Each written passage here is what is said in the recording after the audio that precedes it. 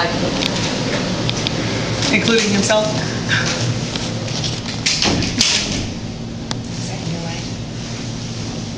Well, thank you for coming this morning. Today I want to talk to you about the best unheard of organization in America. This organization has protected abused and neglected children for over 25 years. It serves acute communities across this great country to help children find safe and permanent homes that have been abused. Through personal observation, research, and expert opinions, I'm going to provide each of you with vital information concerning this organization and the children that it protects.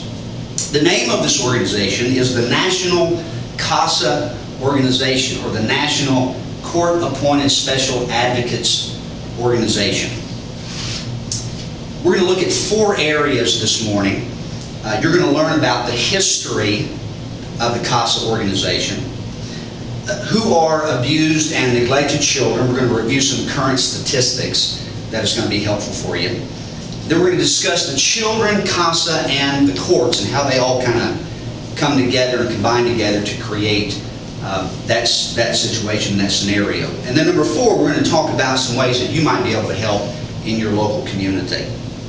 It all started with in a juvenile court in Seattle, Washington. In 1977, a Seattle Superior Court judge by the name of David Suka was concerned about trying to make decisions for these abused and neglected children that were coming into his courtroom when he didn't have enough information to make those determinations and decisions. He conceived the idea of appointing community volunteers to speak up for the best interest of those children in the court. He made a request to the community through a local newspaper, and 50 adults showed up to help with this need. And that was the start of the CASA movement. The mission statement of the National Court-Appointed Special Advocates Organization is: the mission of the National Court-Appointed Special Advocate Association, together with its state and local members, is to support and promote court-appointed volunteer advocacy for abused and neglected children so that they can thrive in safe and permanent homes. Since its inception in 1977, CASA has grown from one small office in Seattle, Washington, and I'm proud to say to over 900 offices nationwide.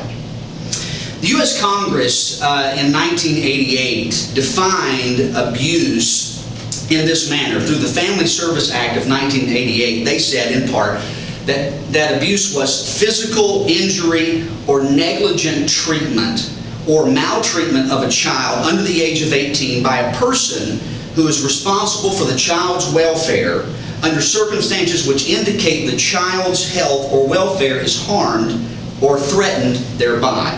End quote. Every year, an estimated 906,000 children in America are abused or neglected. Children under the age of 0 to 3, are the most likely to experience abuse.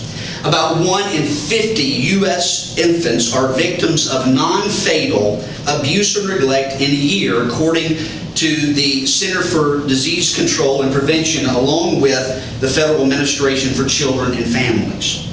1,500 children in America die every year from child abuse and neglect. 79% of the children who die are under the age of 4. What a tragedy that is. CASA assists in local communities across the nation dealing with the 4 major types of abuse. 1, physical abuse. 2, sexual abuse. 3, emotional abuse. And finally, number 4, and that is neglect. So how does this all come together in the court system?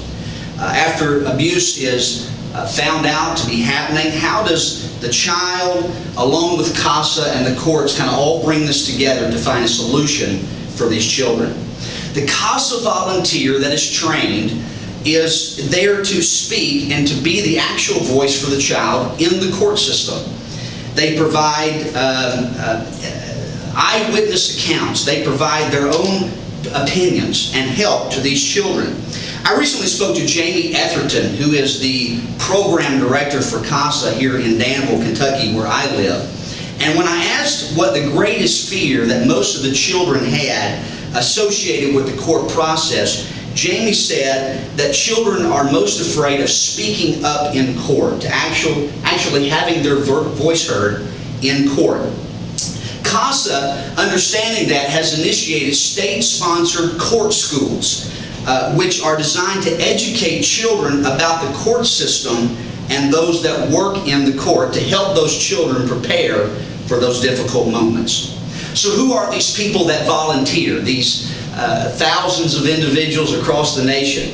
According to CASA's website, they have over 59,000 CASA volunteers nationwide that have been trained to help abused and neglected children.